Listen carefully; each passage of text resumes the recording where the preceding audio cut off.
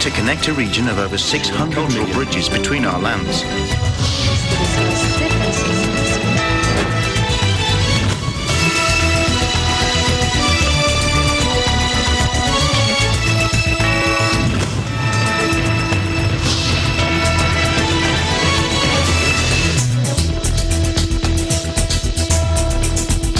Hello and welcome to ASEAN in Focus. Joining me today is from our EBC Bangkok Bureau. Hello, Cristel. Hello, I'm Cristel Dimarukot from EBC Thailand Bureau, bringing you the news in the dynamic ASEAN region. On today's headlines.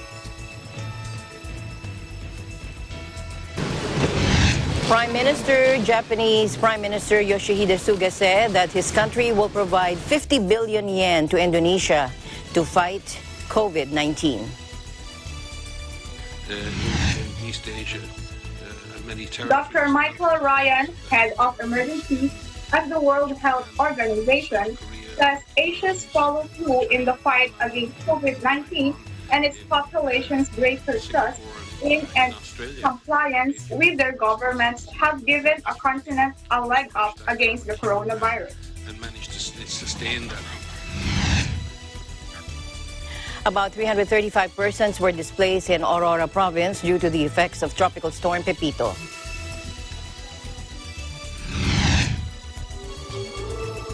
From monitoring vital signs to filtering through the air and even translating speech into other languages, the coronavirus-fueled boom in mask wearing has spawned an unusual range of high-tech face coverage.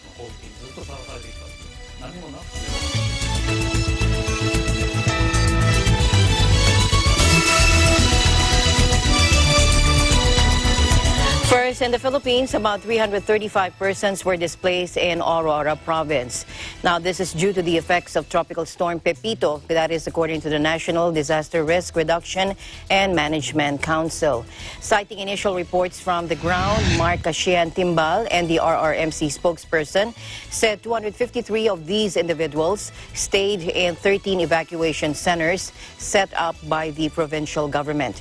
He added that the RRMC is still awaiting reports of casualties due to Pepito, which made landfall in Casiguran Tuesday night.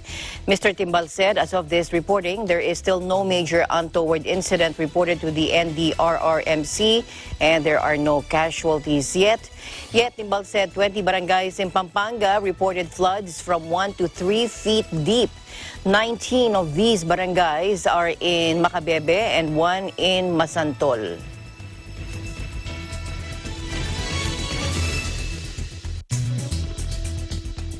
Tropical storm Pepito will continue to dampen most parts of the zone, the Weather Bureau said on Wednesday.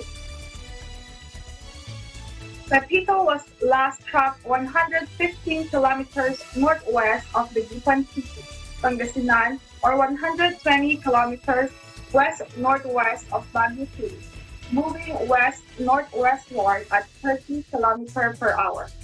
The tropical storm still packs maximum sustained winds of 75 kph near the center and gustiness of up to 90 kilometers per hour. Tropical storm signal number 2 was hoisted over La Union, the northern portion of Zambales, and the western portion of Pangasinan. Tropical storm signal number 1 was hoisted over Ilocos Norte, Ilocos Sur, the rest of Pangasinan, Abra, the western portion of Kalinga, and western portion of Ifugao, Benguet, and the western portion of Nueva Vizcaya, the western portion of Nueva Ecija, Tarlac, and the rest of Zambales.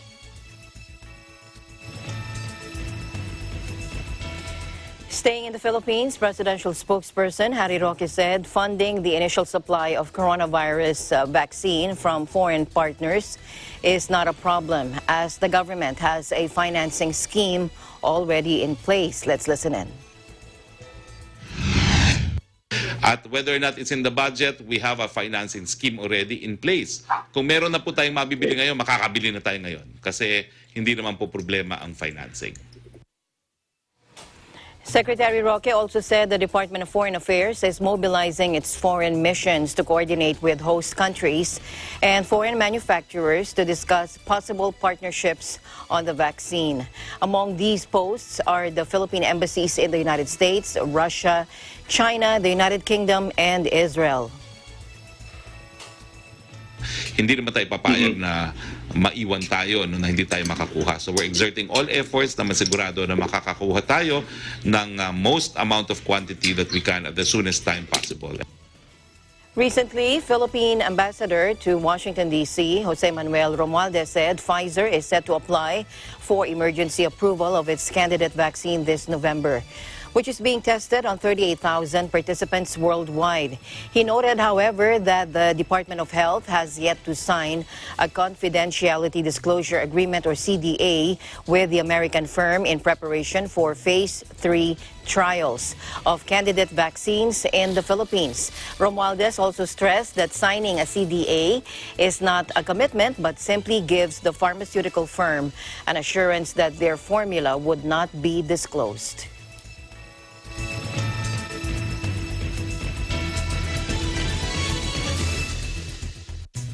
The Vice President of Maldives inaugurates mental health services to help victims of narcotics abuse.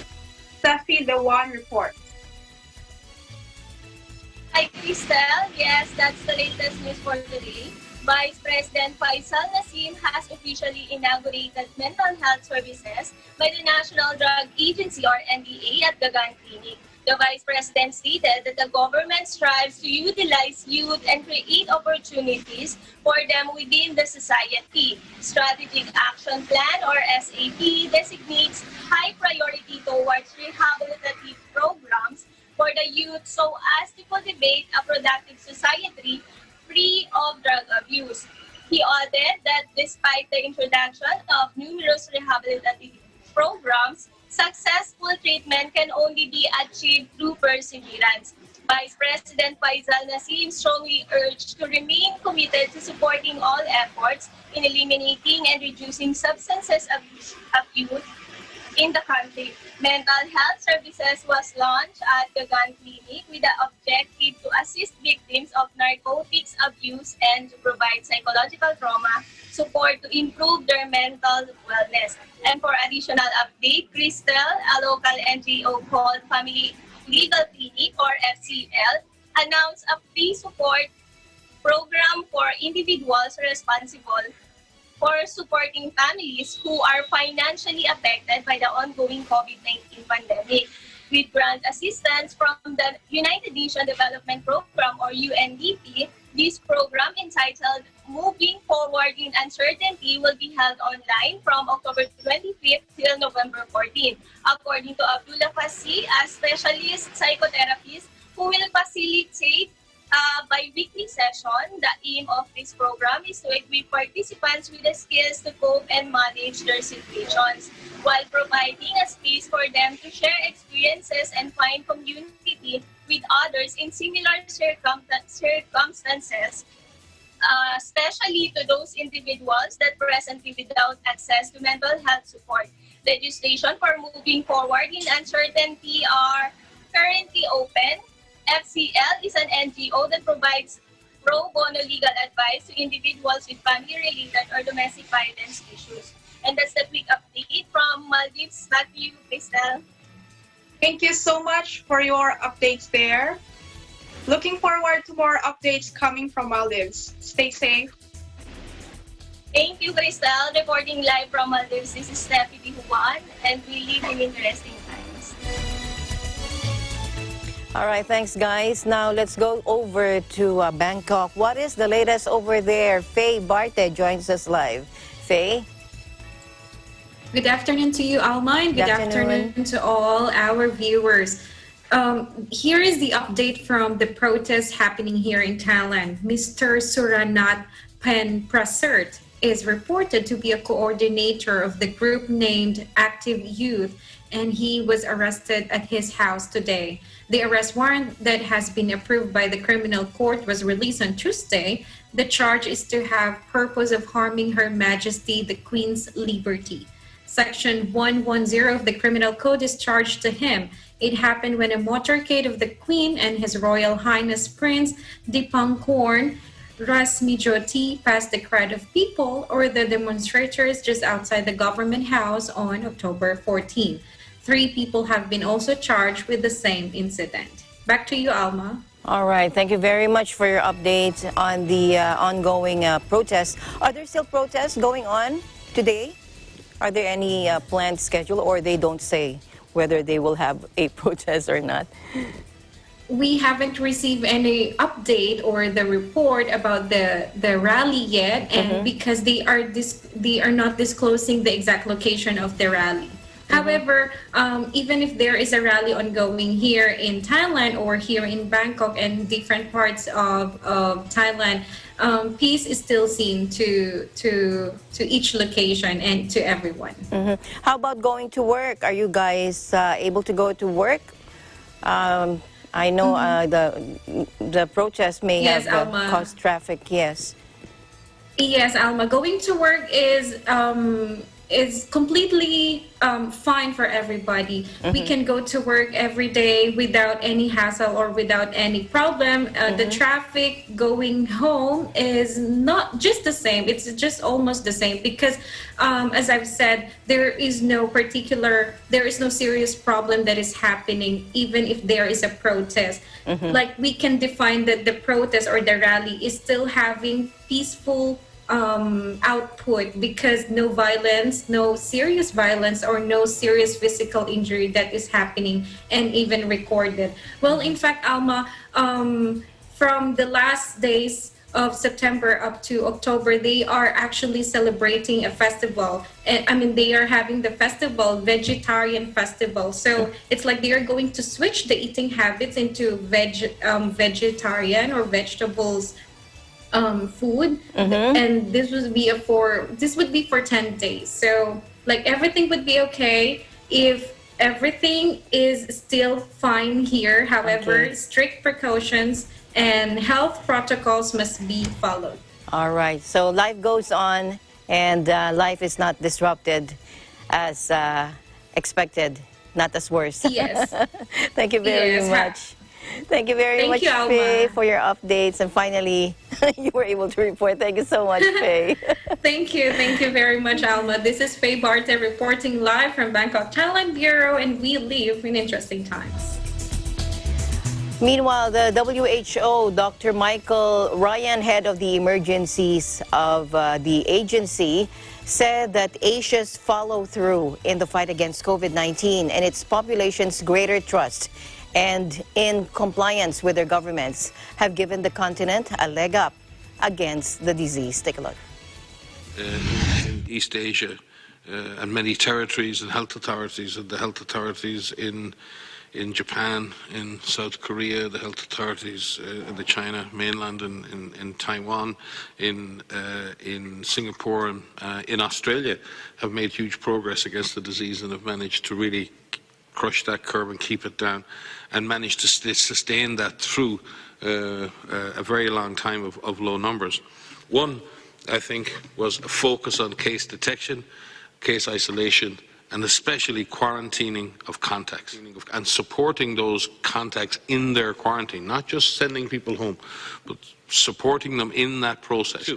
Well, if you imagine that one person is a case and they have 10 contacts, if I isolate that case and quarantine those contacts, that's 11 people who are affected by the measure, as opposed to a lockdown, which is 400 to 500 people affected by the measure. And the success the countries had in Asia was their ability to find those 11 people, find that case and those contacts. Maybe not all the cases, but enough cases to start breaking the chains of time and to continue doing that. Second thing, obviously, there is an advantage in Asia, and again, I think people in Asia, communities in Asia, do have higher levels of trust and compliance in government, and they've tended to be able to implement for longer some of the measures that have been required of them in terms of their own behaviour. And thirdly, I think, and Maria may comment on this, many of these countries had serious follow-through. Once they got the numbers down, they followed through. They didn't start reducing testing centres. They increased testing centres. They didn't start reducing clinical capacity. They increased clinical capacity. In other words, they ran through the finish line and beyond, and they kept running because they knew the race wasn't over. That finish line was false. Too many countries have put an imaginary finishing line, and when they crossed it, may have decelerated some of their activities. The countries in Asia, South Asia and the Western Pacific that have been successful, to my mind, and have really continued to follow through on those key activities.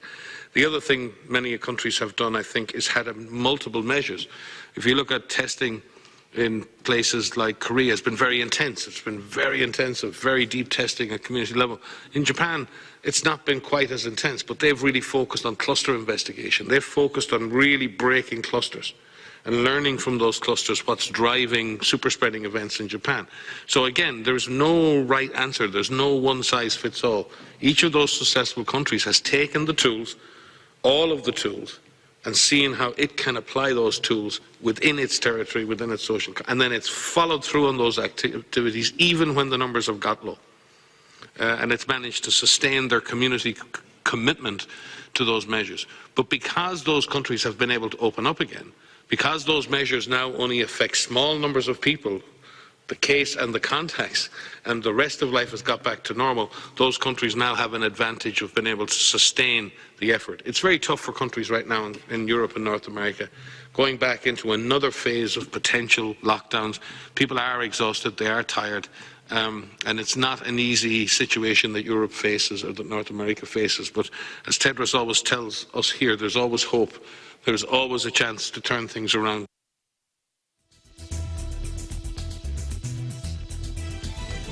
In Vietnam, a 29-year-old woman from India was confirmed positive for COVID-19, bringing the patient tally to 1,141. According to Vietnam's government website, she's the spouse of a COVID-19 patient numbered 1125.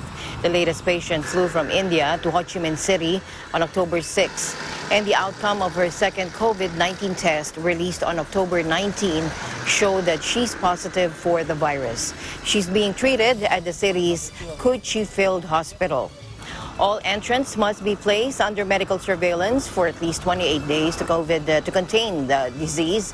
Of the nation's patient tally, 1,046 have recovered and exited hospitals, with 35 others have been reported dead, according to the National Steering Committee for COVID-19 Prevention and Control.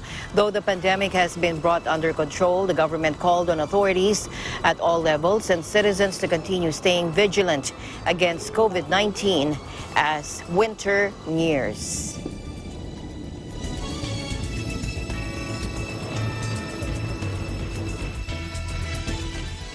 In Singapore, the nightlife industry has been identified as a high-risk setting. These venues are expected to remain closed even as phase 3 starts, and it may take a long time before the industry fully reopens. I would like to also highlight one particular sector which we have identified as a sector with a higher risk setting. And this is the nightlife industry, which comprises bars, clubs, karaoke lounges, as well as nightclubs. We know these are higher risk settings. The nature of the activities themselves, of such activities, means that you have people socializing in close contact, often in a small enclosed space, and the risk is very much higher. We've seen it in many other countries where large clusters break out in these sorts of settings. So even at the start of phase 3, when we enter phase 3, we do not expect to resume these activities anytime soon. We are prepared to consider pilots in some of these settings with much more stringent safe management measures in place. So we will discuss with the nightlife industry how some of these pilots can take place and what are the more stringent measures. basic point is that we do not expect the nightlife industry to be able to reopen or be able to go back to what it used to be anytime soon, which means that the industry has to be prepared for quite a long period of restrictions. So the government will put in place also assistance measures to help the industry during this period. And in particular, the assistance measures will enable business operators and owners to exit, transit, and pivot to new areas.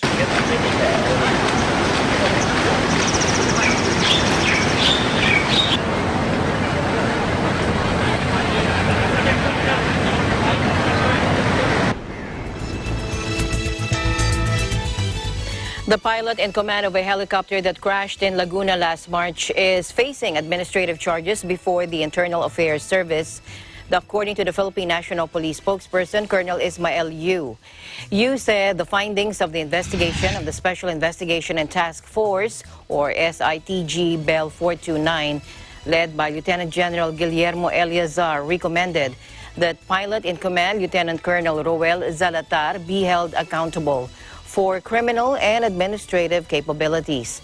As to the criminal liability, Mr. Yu said the case is still subject for review of the Office of the Chief of Police. According to the findings, Yu said Zalatar failed to conduct risk assessment before the takeoff, which is required for a trained pilot like him.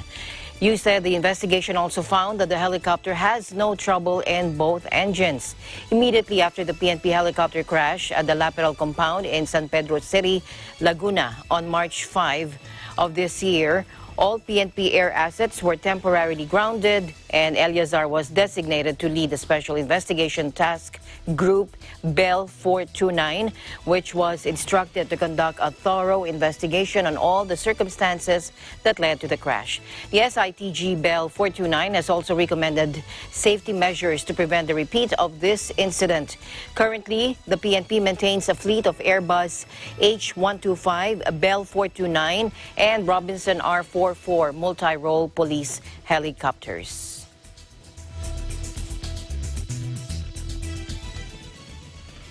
The United Nations said a virtual international donor conference will be held on Thursday to address a dramatic shortfall in aid funding for Rohingya refugees.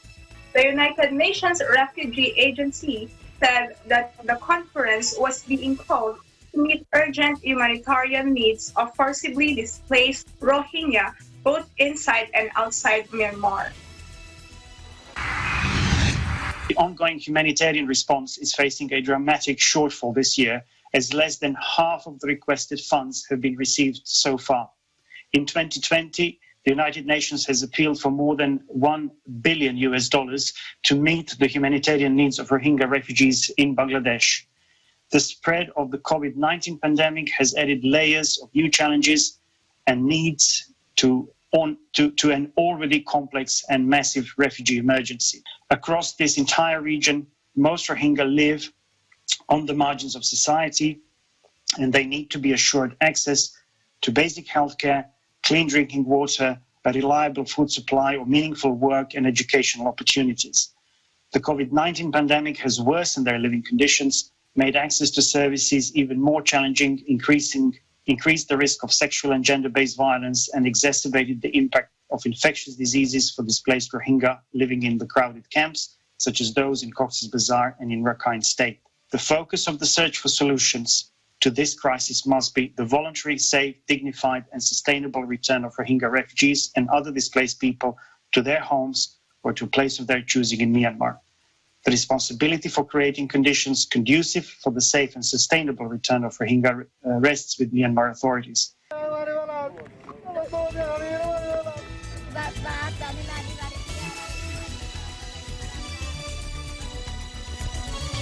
President Rodrigo Roa Duterte reiterated that illegal drugs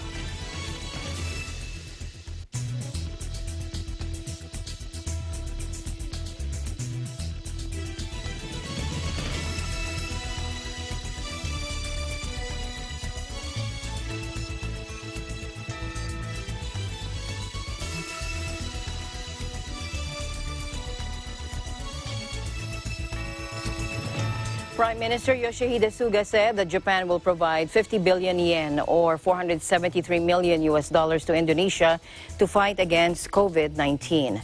According to NHK, they reaffirmed to step up cooperation in the field of security, including the transfer of defense equipment from Japan. They also agreed to promote economic cooperation, such as strengthening supply chains to cope with the pandemic. Prime Minister Suga said both Japan and Indonesia are maritime nations in the Indo-Pacific region and that he wants to further strengthen their traditional friendship. The meeting at the Presidential Palace in Bogor, south of Jakarta, comes as the Prime Minister of Japan, on his first foreign trip since taking office on September 16, seeks to strengthen ties with Southeast Asian countries to counter China's growing influence. Indonesia's exclusive economic zone overlaps with China's 9-dash line, which marks the world's second largest economy's expansive claims in the South China Sea, while Vietnam is one of the claimants in the territorial disputes in the area.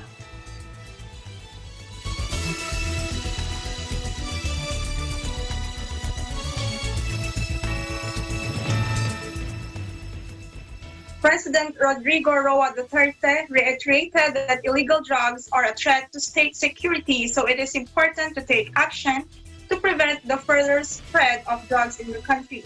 The president also reminded parents of their responsibility to ensure that their children are not involved in illegal drugs. I'd like to report to you that according to the DDB, Dangerous Drugs Board, there are about 167 million or 2 out of 100 people, Filipinos aged 10 to 69 are current users of drugs. In the past, yung panahon la de la Rosa, umabot yan ng almost 4 million. And how much has been reduced in the use of shabu, I really do not know until now. But we are still in the thick of the fight against shabu. Ito lang ang masabi ko. Nag-warning talaga ako sa inyo. Lalo na yung mga dealer. Huwag na yung user na mahirap. Hindi yan pinapatay. Wala kang makuha. Naghihintay lang yan kung mayroon supply o wala. But in the meantime, they are indolent. They do not want to work, laggards, because their minds are destroyed by drugs. Kaya ako, I grieve for the Filipinos na tinamaan ng droga. Talagang masakit sa akin because it's a waste of life. In the end, it will destroy the nation. If it is allowed to go on, and if no decisive action is taken against them, it will endanger the security of the state. Again, before I forget, itong mga sa droga, balikan ko lang, I forgot to this important advice that parents should have also a shared responsibility. Dapat kayo rin ang masisi nito kung inyong anak pupunta na doon sa tawag ni yung kanta ni Freddie Aguilar, anak. Yun yan pinabayaan ninyo. Check on your children. Always supervise, check. Kasi dyan ninyo mapaalagaan ang kapakanan ng anak ninyo.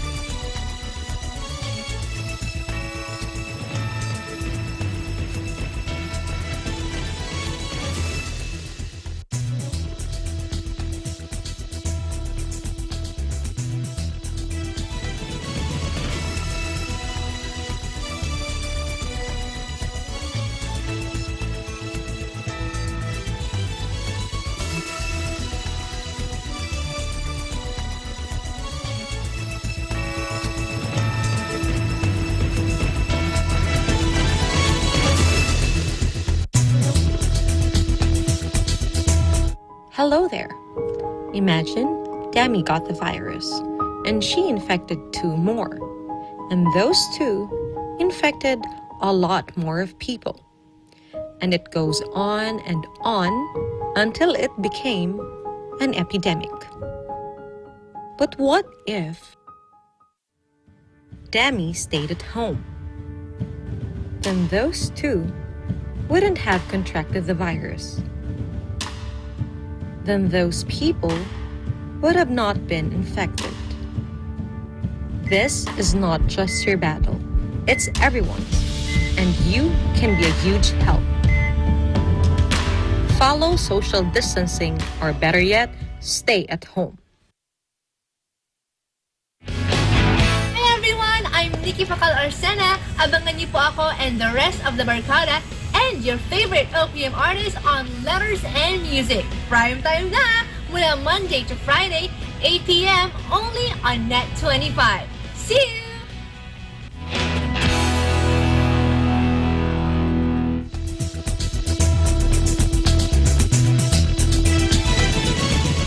Asian markets rose Wednesday on signs U.S. lawmakers are edging towards agreeing a new stimulus for the struggling economy, while hopes for a vaccine help temper worries about surging virus infections around the world. After months of sputtering talks and with a deadline approaching, Democrats and the White House said they were closing the gap on their proposal, with House Speaker Nancy Pelosi saying legislation was being drawn up. The comments spawned optimism for a much-needed spending boost for Americans and U.S. businesses, this as a fresh wave of coronavirus hits the country and threatens to trigger their reimposition of economically painful containment measures. However, while Pelosi said she was hopeful a bill could be passed before the November 3 election, she warned it must go through legislative steps. Hong Kong rose more than 1%, with local carrier Cathay Pacific surging more than 5% after announcing it would make huge job cuts and shut down one of its airlines. Tokyo rose 0.5%, with Sydney, Singapore, Seoul, Taipei, and Jakarta all in positive territory.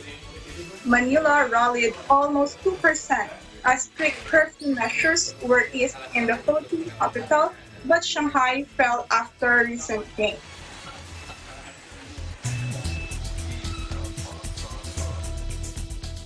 In other news, a former top fundraiser for President Trump pleaded guilty Tuesday to illegally lobbying the U.S. government to drop its probe into the Malaysian 1MDB corruption scandal and to deport an exiled Chinese billionaire. Elliot Broidy, 63, was charged in early October with 1 count of conspiracy to act as an unregistered foreign agent after allegedly agreeing to take millions of dollars to lobby the Trump administration. At the time, Broidy was National Deputy Finance Chairman of the Republican National Committee after having been a major fundraiser for Trump's successful 2016 presidential campaign. The indictment said Broidy was recruited in 2017 by an unnamed foreign national, understood to be Malaysian Lau Taik Jo, to pressure U.S. officials to end their investigation of a scandal engulfing then Malaysian Prime Minister Najib Razak. The scandal involved the theft of over $4.5 billion from State Investment Fund, 1MDB, and Lau was allegedly central to moving and hiding some of the stolen funds. The lobbying included trying to arrange for Razak and President Trump to play golf together in September of 2017 to give the Malaysian leader a chance to pressure President Trump to end the U.S. probe. The golf game never happened, and Lau was indicted in 2018 for his role in siphoning off billions from 1MDB. Broidy faces a maximum of 5 years in prison and is forfeiting $6.6 million he earned from Lau from the lobbying. In a related news, global financial titan Goldman Sachs is preparing to admit wrongdoing in the massive 1MDB Malaysian bribery scandal and pay the U.S. government $2.8 billion, according to the Wall Street Journal. The deal would end the criminal probe into the corruption case involving the Malaysian government's investment fund, according to the newspaper, citing people familiar with the matter. An Asian subsidiary involved in the case is expected to plead guilty this week, allowing Goldman to avoid pleading guilty. A key development, as such a plea would damage its ability to do business, according to the report.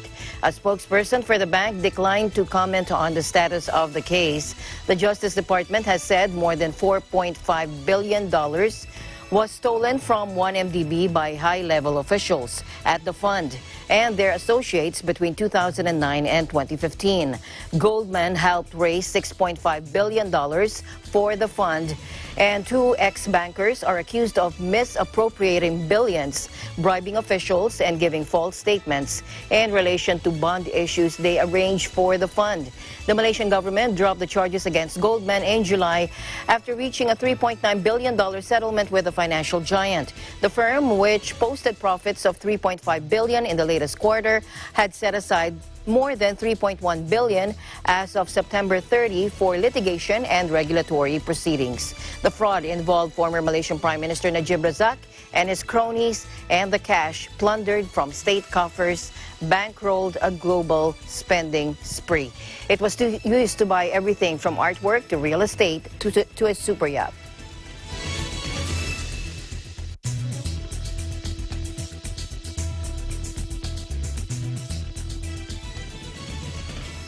Thailand's tourist industry took a modest step toward reviving its coronavirus-battered fortunes Tuesday by welcoming 39 visitors who flew in from Shanghai. China was a natural choice for restarting tourism. Thailand was one of the top overseas destinations for Chinese tourists in 2019, when they accounted for by far the largest number of visitors to Thailand by nationality. Thailand has had only a handful of domestic cases since June, and China's few local outbreaks have dissipated quickly after authorities took steps such as testing entire cities and quarantining communities with potential exposure. Under the program approved by the Thai cabinet in September, foreign tourists who commit to stay of at least 30 days are issued 90-day visa that can be renewed twice. The Chinese tourists will undergo a COVID-19 screening upon arrival and remain in quarantine for 14 days before they are allowed to proceed on their travel itinerary. While in quarantine, they will be given their first swab test on the 3rd to 5th day after arrival, while the second test will be conducted on the 11th to 14th day. They must have special insurance policies, undergo pre-departure testing for the virus. They will be tracked by a tracing app on their smartphones.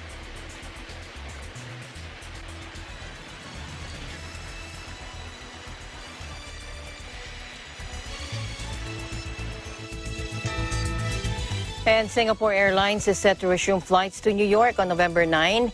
AirlinesRatings.com said it'll launch non-stop flights between Singapore and John F. Kennedy International Airport. Operating to JFK International Airport will allow the airline to better accommodate a mix of passenger and cargo traffic on its services to New York in the current operating climate.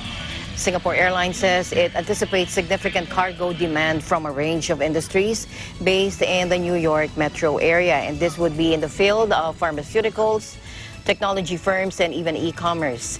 The new service will provide the only non-stop air cargo link from the U.S.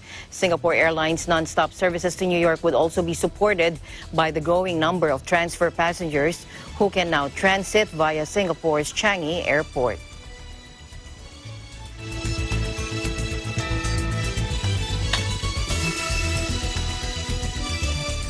The Department of Foreign Affairs on Tuesday reported 33 more recoveries from COVID-19 among Filipinos abroad, raising the total to 7,234.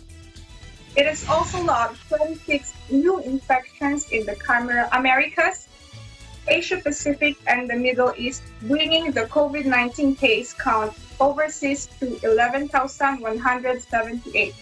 According to DFA, there are 3,129 active cases, at least 511 of whom are undergoing treatment in the Asia Pacific, 168 in Europe, 2,295 in the Middle East or Africa, and 155 in the Americas. Meanwhile, it is recorded 3 new fatalities in the Middle East, bringing the death toll caused by COVID-19 among Filipino nationals to 850. To date, the Middle East remains to be the region with the most of confirmed COVID-19 cases at 7,369, with 4,542 recoveries and 532 recorded deaths. The Americas, on the other hand, has the least numbers in all categories compared to other geographic regions, except in the total of deaths, wherein Asia and the Pacific ranks lowest with a total of only 9 fatalities. There are some 481 recoveries in the Americas, with 155 active cases and 179 fatalities.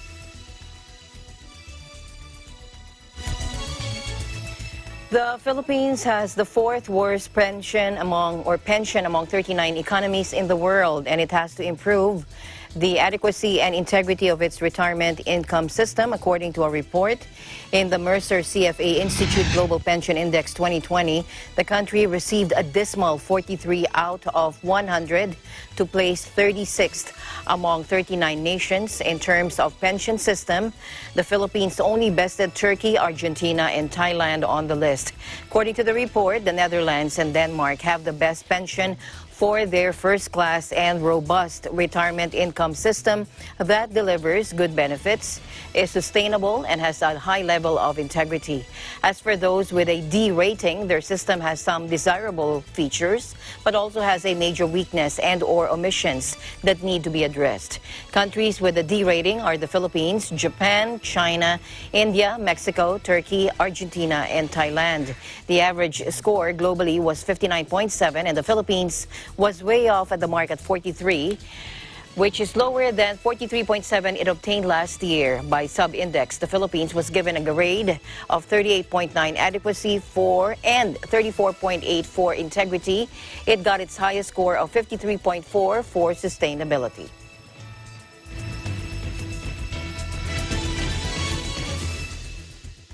An update on the Vietnam floods. As of 4 p.m. on Monday, floods caused by heavy rains claimed 102 lives and 26 others were missing in central localities, according to official data. The death toll includes 48 in Quang Tri, 27 in Tua Tien Huy, 11 in Quang Nam, 4 in Quang Binh, and 4 in Da Nang. The Office of the Central Steering Committee for Natural Disaster Prevention and Control reported Monday. The missing comprised 15 in Tua Tien Huy, 8 in Quang Tri, 1 in Da Nang, and 1 in GLI, the office said. The central region has experienced a total rainfall of nearly 3,000 mm since early October, causing widespread flooding and affecting more than 135,000 in 200 communes and wards of Tua, Tien Huy, Quang Binh, Quang Tri, Quang Nam, and Da Nang. As many as 30 national highways and 30,050 m of local roads were damaged. Prime Minister Nguyen Xuan Phuc, the Deputy Prime Minister, and staff of the government office donate to support poor households and flood victims in the central provinces.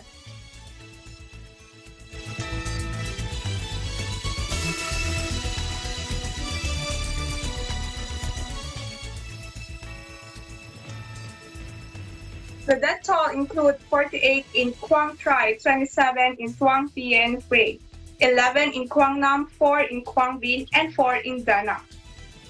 The Office of the Central Steering Committee for Natural Disaster Prevention and Control reported Monday. For Singapore, from monitoring vital signs to filtering filthy air and even translating speech into other languages, the coronavirus-fueled boom in mask wearing has spawned an unusual range of high-tech face coverings. As masks become the norm worldwide, tech companies and researchers are rolling out weird and wonderful models to both guard against infection and cash in a growing trend. Proper checks that.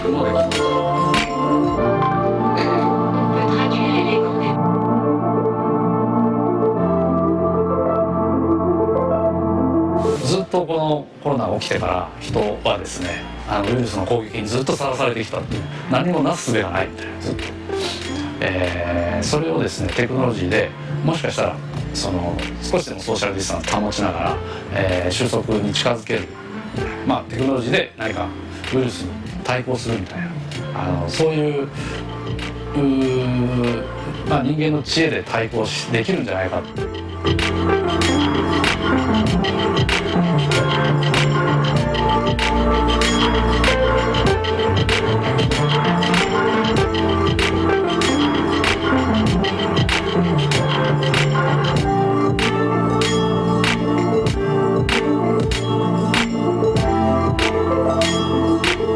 Then we hope that this thing can be used as maybe a simple indicator of the early signs or danger signs of maybe an infection coming.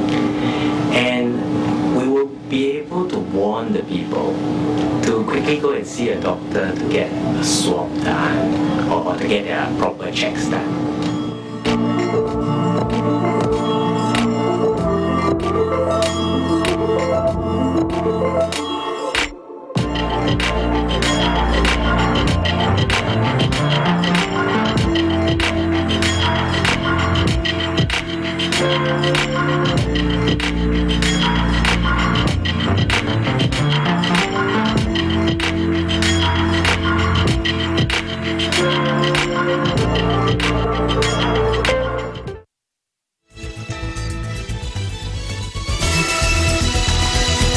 Thank you very much, Chriselle, for joining me today.